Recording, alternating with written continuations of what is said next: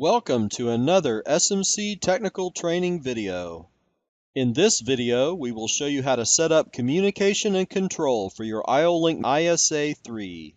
During the video, we will show you the equipment and software you will need and show you step by step how to complete it. In the end, we will verify that the PLC and IO-Link master are on the network of your choosing. Let's get started.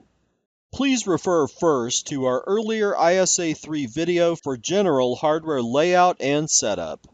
You'll need a PC, software, and network communication to complete this configuration. Next, we will set up the IP address for the IO-Link master. Download and install the commercial IO-Link master control software and operating instruction manuals. Then, set the IP address for the IO-Link master as per the manufacturer's specifications. Next, set the IP address for the PC.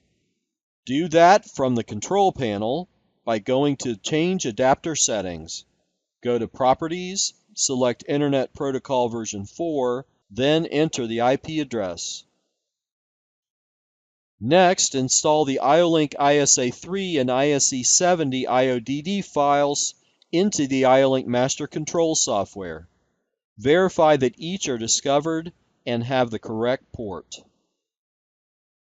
And we need to verify that the IP address is set for the PLC. Equipment settings will vary.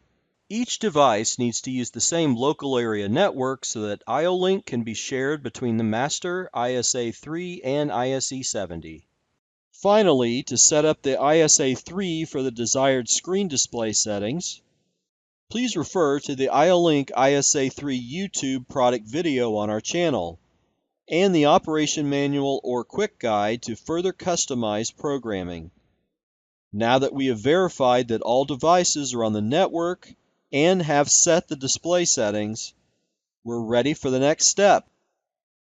We hope you found this video useful. In the next video, we will map the data between the PLC and IO-Link master in order for the ISA3 port to control the application's gap checking.